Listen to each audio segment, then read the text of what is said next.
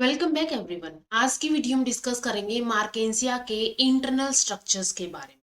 Last video में मार्केंसिया के बारे में उसका इंट्रोडक्शन एंड इसके अलावा उसके एक्सटर्नल स्ट्रक्चर्स के बारे में डिस्कस कर चुके हैं। उस वीडियो का लिंक आपको डिस्क्रिप्शन में मिल जाएगा, वहां से वीडियो देख सकते हैं।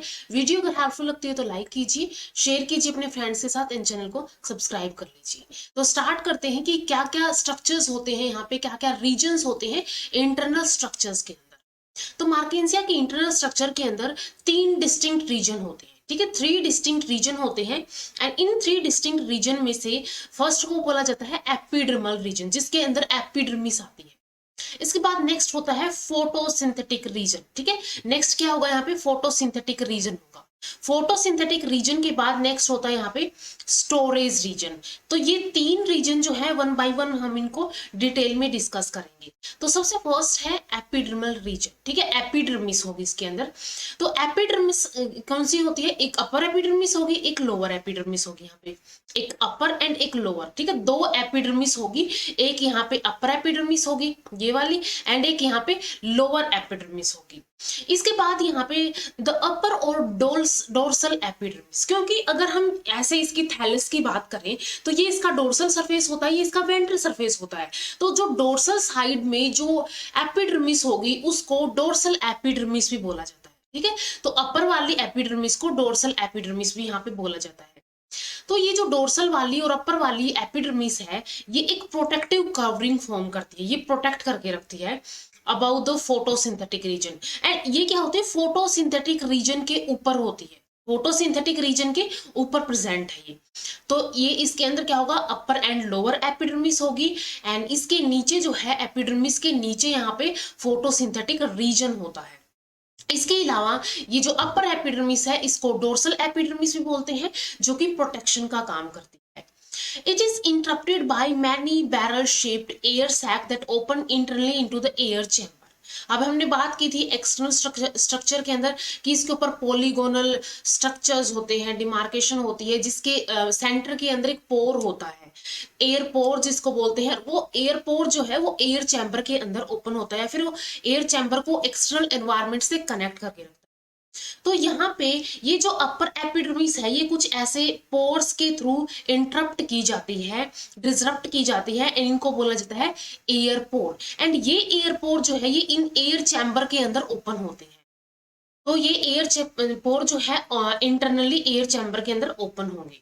Each pore is usually surrounded by 4 to 8 superimposed tiers of cell, and each tire consists of a ring of 4 to 5 cell. अब इसके अंदर जो हर एक पोर है वो 4 to 8 सुपर इम्पोज्ड टायर से क्या होता है, घिरा हुआ होता है, जिसके अंदर और हर एक टायर के अंदर एक रिंग होती है 4 और 5 सेल्स की।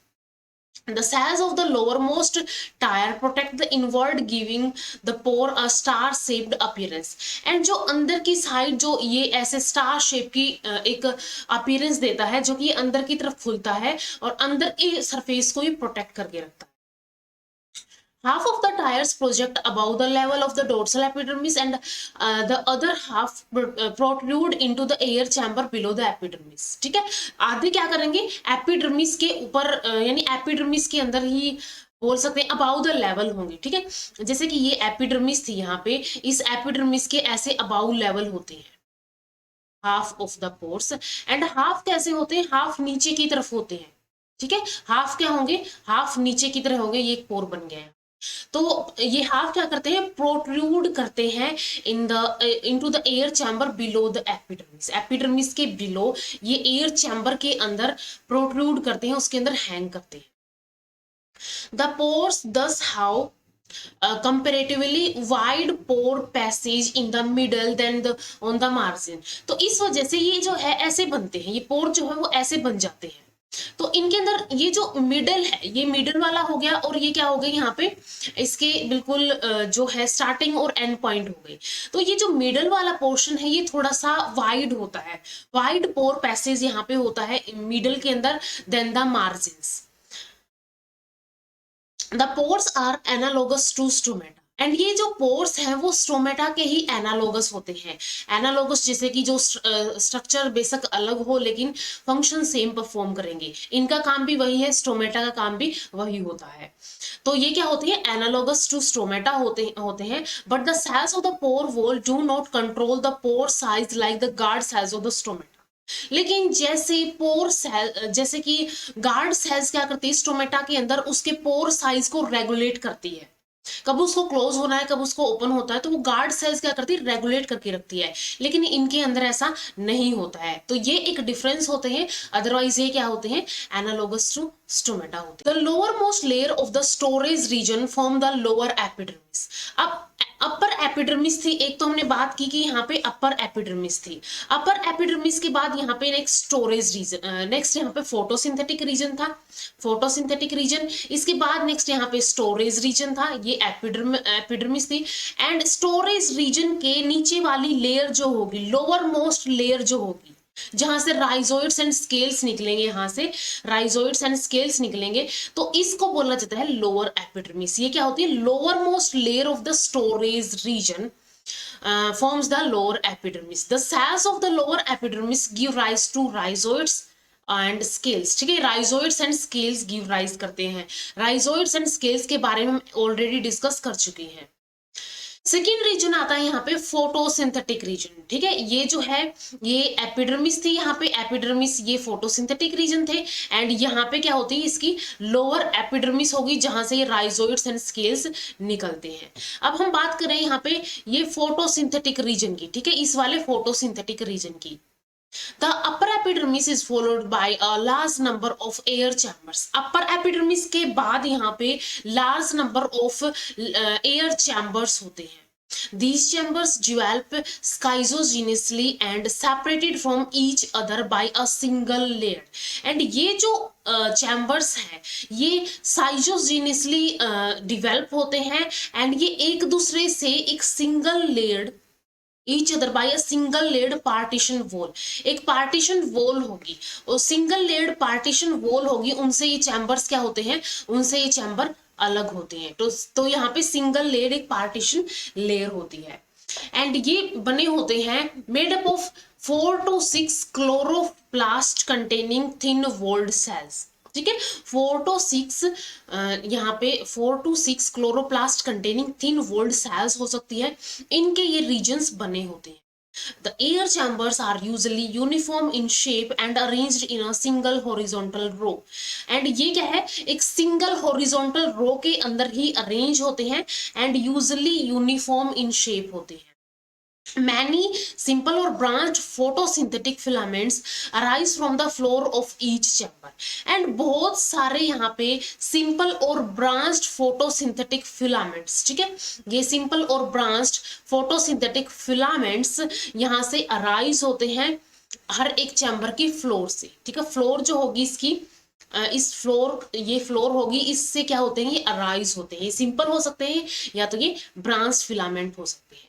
तो ये फोटोसिंथेटिक रीजन है, अपर एपिडर्मिस के नीचे प्रेजेंट होता है, एयर चैम्बर्स इसके अंदर खुलते हैं and single layered partition wall से ये सेपरेट होते हैं एंड इनके अंदर प्रेजेंट होते हैं 4 to 6 chloroplast containing thin walled cells and uniform in size होते हैं, हॉरिजॉन्टल रो के अंदर अरेंज होते हैं।